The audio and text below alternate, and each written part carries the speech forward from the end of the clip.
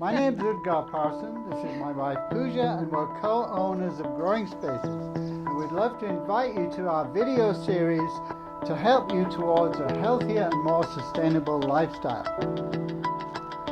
We want to share with you some wonderful ways that you can maintain vibrant, radiant health. So we're going to give you practical tips coming from our own life's journey. So indeed, I transformed myself from an unhealthy slob 40 years ago to someone who I consider to be vibrantly healthy, alive, energetic, and engaged in this world. The truth is, today, toxic food is fueling an epidemic of cancer, diabetes, and many other forms of ill health.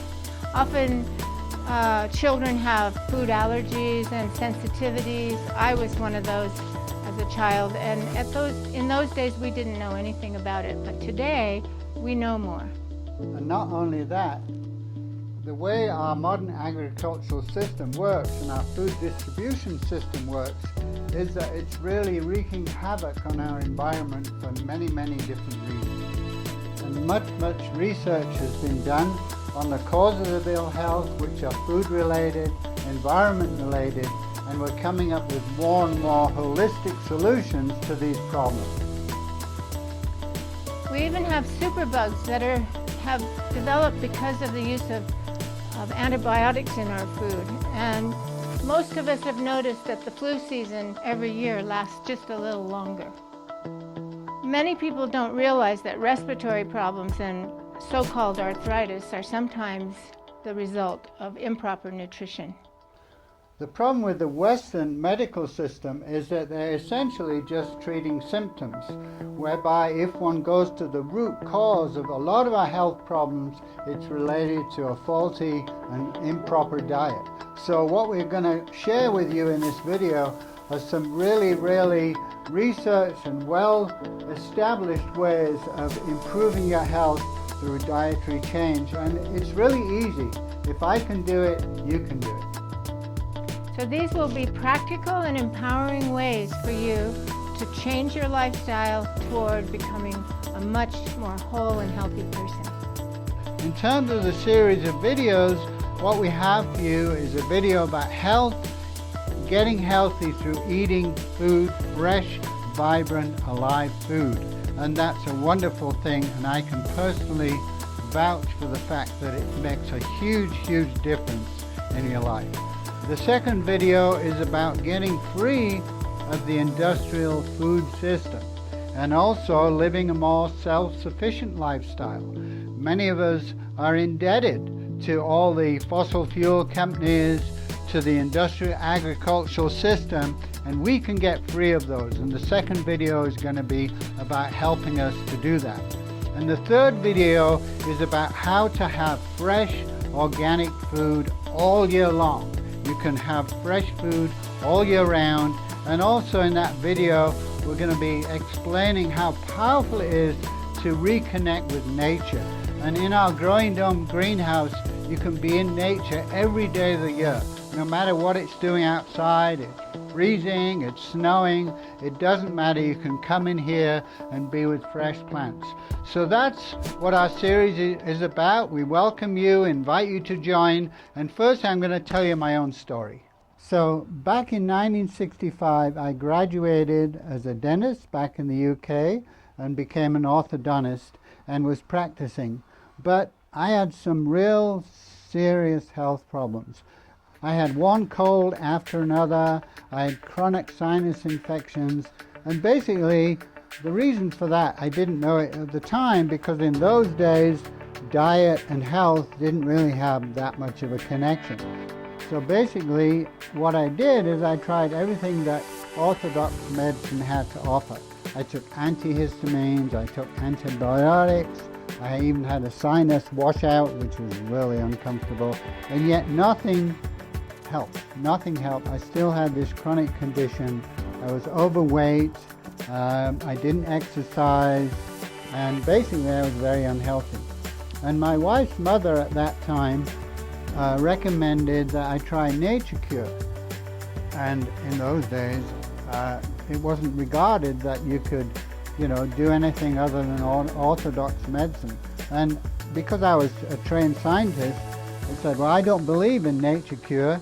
But then I realized, because I was a scientist, I didn't have to believe in it. I could do a scientific experiment and try her suggestions and see if they worked or not. I didn't have to believe or not believe. So basically what I did is I went along the path, what she suggested, which was changing my diet to fresh fruit and vegetables for a whole week and see what happened. And essentially over 1 week period, I lost all my symptoms. No more blowing nose, no more sinus headaches. I was completely free of my health problems. And so overnight, I became a vegetarian and changed my diet. Now, I'm not saying you have to do this. I was kind of like obsessed and fanatical. I was a vegetarian for 7 years.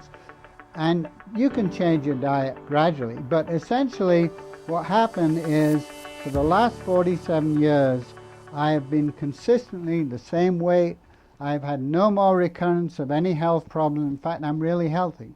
And so what I'd like to do is share with you some of the ways that I got to my state of vibrant health and encourage you to be able to do the same. Because if I can do it, anybody can do it.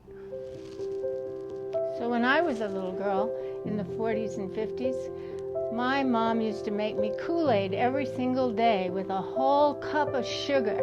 And what do you think that did to me? I was called hyperactive. And that was a difficulty for my parents. They really struggled with it. And it wasn't until I was a teenager that I learned that sugar has an effect on our psyches and on our bodies and on how we feel. And it wasn't until I was in my 20s when I started going to a vegetarian diet that everything sort of settled down. I also struggled with weight gain and a lot of mood swings. I even was suicidal when I was about 14, I think. And these are pretty serious problems to have when you're a teenager. So I'm just so grateful that we've learned so much more about nutrition and that we don't have to make our kids crazy without doing it consciously, at least, by feeding them sugar. So even growing older and dealing with a lot of stress, I've pretty much been healthy for about 30 years since I discovered that I should eat more of a plant-based diet.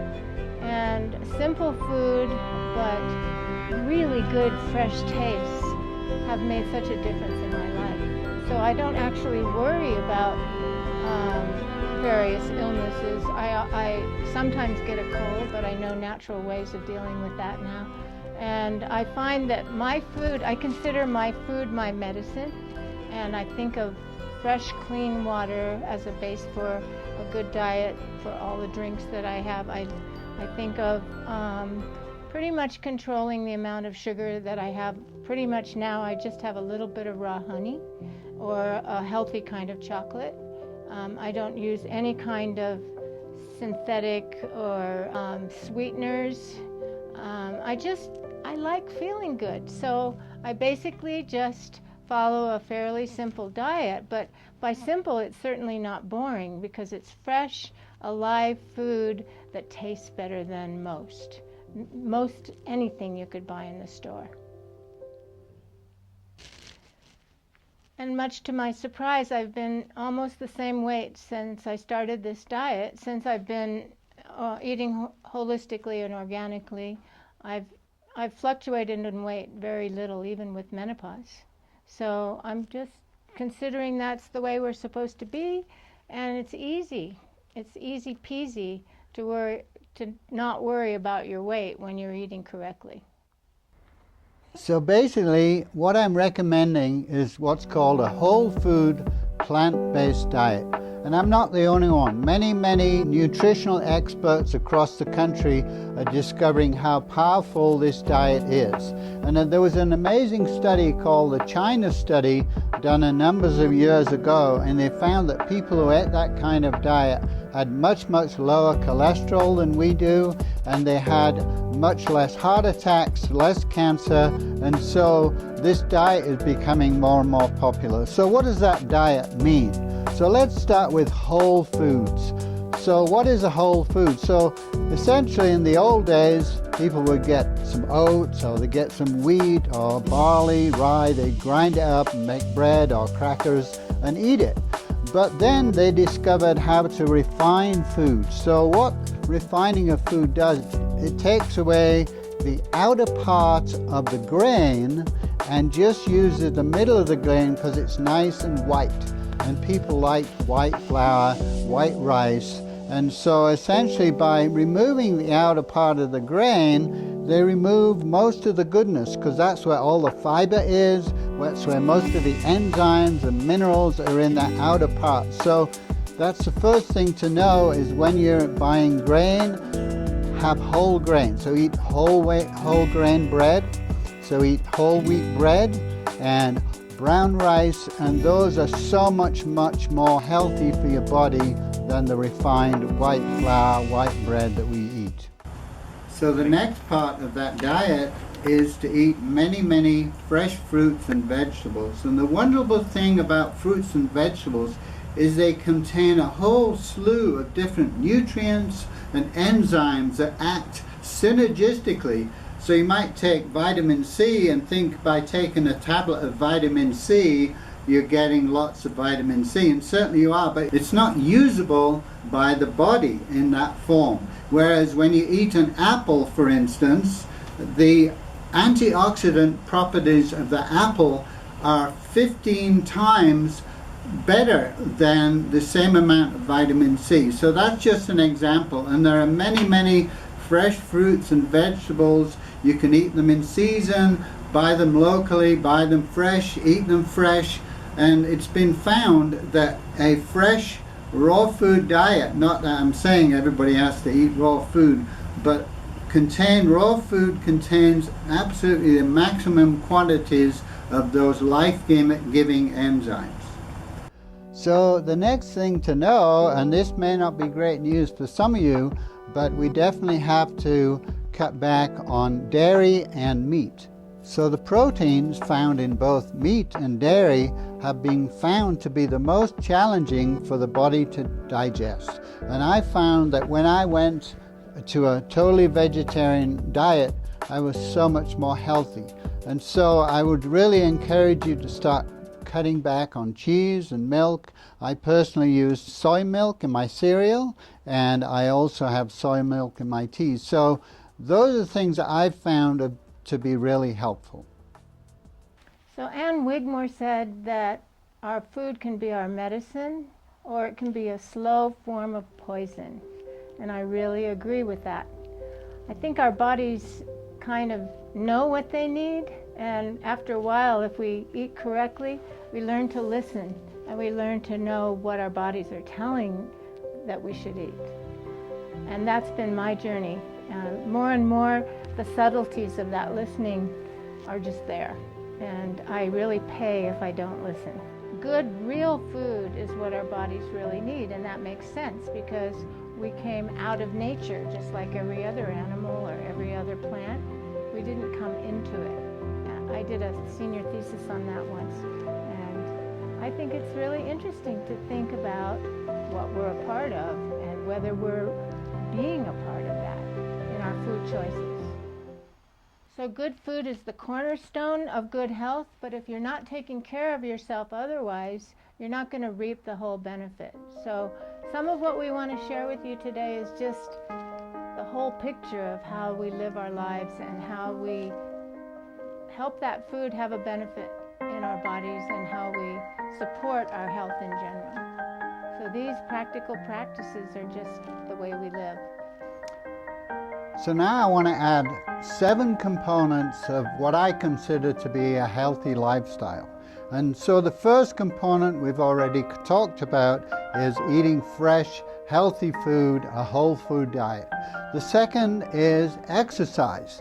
Now exercise doesn't have to be going to the gym and pumping iron, working out. Simple, a good walk every day can be a perfect form of exercise. But it's really important to get up, move, stretch, use your body, because we're naturally meant to be moving around. So that would be a very important component. I have a sculling boat. I row 3 times a week, and it keeps me fit. It exercises my whole body. So find some form of exercise that you can commit to doing at least 3 or 4 times a week. The next component I've found of a really wonderful, healthy, beneficial lifestyle is to take quiet time every day. I personally have a meditation practice. I just sit quietly for 20 minutes every morning, and that helps me to drop down to a place of peace and silence, and basically it helps me to be less stressed. That time of quiet and within that time of being within helps me throughout the day to be in a more calm mode. So just find a way that works for you. Some people like to just have a combination of exercise and meditation, going for a run, dancing. Dancing is a wonderful form of exercise. Anything that brings you into the present moment to just be with yourself, be with your body, be with your felt sense, all those things are tremendously beneficial. Now, number 4. Number 4 is taking time to be in nature. Nature is a wonderful healer. Somehow being with plants, trees, bushes, being in the open sky is tremendously beneficial. They've done a lot of research and shown that children who don't get to be in nature don't do as well at all. They're more tense and more stressed. And so I encourage you to be in nature whenever you can. So number 5 is so simple and yet so powerful, and that is breathing deeply. Our body needs oxygen. It needs it for energy, and so the more we encourage our breath to be deeper and slower, the better we are. Shallow breathing is associated with contraction of the body, whereas deep breathing allows that body to expand and become more vibrant. So you've heard people say, just breathe. And sometimes that just totally annoys me, but just breathing is a really good thing to do. And even though it's simple, we forget that we kind of go, when we're scared, we contract. And if we can just relax through breathing, sometimes it really makes a difference. So if you notice, from childbirth to martial arts, there's an emphasis on breathing practice and learning how to breathe correctly. I'd like to just remind us all to breathe so that we can learn to let go in the moment. And a lot of times breathing for me is just coming back to myself. So standing in line or driving, I try to remember to fill my lungs again because it's cleansing. And of course that's the value of activity and being out in nature and sporty or gardening or whatever. So I just want to emphasize, even though this is simple, it's something that we don't always do, and it's something we can really remember in the moment. So just now, just take a nice big breath and just gently let it out. And as you do that, just notice if it's a flowing, easy breath. If it's easy and flowing, we tend to relax. So let's try it again. Just take a big breath and just gently let it out. In some yoga practices, we let it out through the mouth so that you can hear the breath. And the actual sound of the breath is comforting to our nervous system. So let's do it that way. Take a big breath in and just let it out through the mouth. And to sort of create more capacity in the lungs, you can sometimes extend that exhale. And a lot of times when we're stressed, we just need to exhale and empty out again so that we can inhale more fully. So let's try that again. Take a big breath in and exhale through the mouth. What I want to help you experience is just enjoying resting in yourself. and enjoying coming back to yourself through breathing and through the natural centering that gives you. So let's just take another big breath and let it out. And just notice the difference if there's a difference in how you feel. Take a big breath in and let it out. And just notice, do I feel better? Do I feel different? Have I come home to myself a little bit more? Very simple, but very easy to forget. So enjoying resting in ourselves is a more alive place than being numb to ourselves. And of course, relaxing makes everything work. So breathing can be just the key to relaxation and emptying out of stress. And so that's something that you can do at any moment. And that's why I wanted to share this with you. So the next gift you can give yourself is to be aware of your emotional state. So what has been found is that positive emotions, pleasure, happiness, excitement, enthusiasm create these wonderful endorphins that move through the body and help heal any particular ailments. Whereas if you're angry or sad or irritable or stressed or upset, the opposite types of hormones go through the body which are not beneficial at all. And ultimately, if you're in a state of anger or stress for a long time, that's going to lead to illness ultimately. And the seventh and last thing is connection. Friendship, connection to family, to friends, to your work, so to feel connected is so important. So those are my 7 recipes for a healthy life, and I hope you enjoy them. As we move through our lives, our state of health is going to change. Your overall health and well-being is going to change, and it's going to shift and move with you over time. The question is, how is it going to change over time? Is it going to go slowly or rapidly degenerate over time, like it seems to happen to so many people in our culture this day and age? Are you going to be intentional and cultivate a lifestyle and practice that will help your body and change your life in beneficial ways over time? Sometimes the hard part is just getting started, creating new habits and new routines, and baby steps really count. So the thing is, you really can empower yourself through eating healthy food. And as a 69-year-old baby boomer, it's really important for me to live a long life and have enough vitality for my children and my grandchildren, even after I retire, if that ever happens. So I'm sure you've seen healthy older people, and I'm sure there are a lot of us that want to be that way.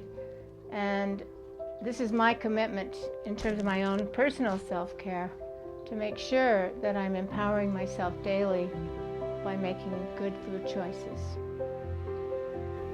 It's one thing to want to make good, healthy food choices, and it's another thing to be able to implement them in a world that is not actually supporting that choice. The industrial food system wasn't designed for your healthy food choices and keeping that in mind.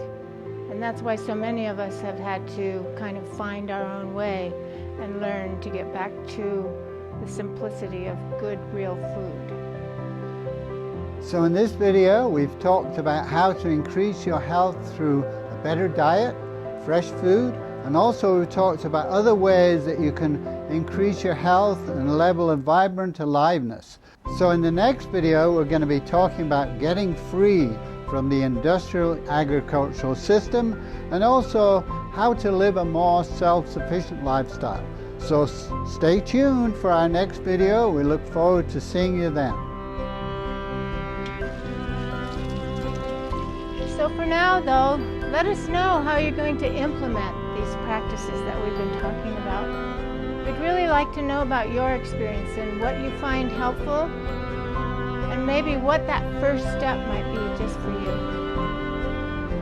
So leave a comment below and let us know how you're doing, what your frustrations are, maybe even just dialogue with us about how this journey is beginning for you. The journey of taking the first steps towards having your own real good food, real food that is. All right.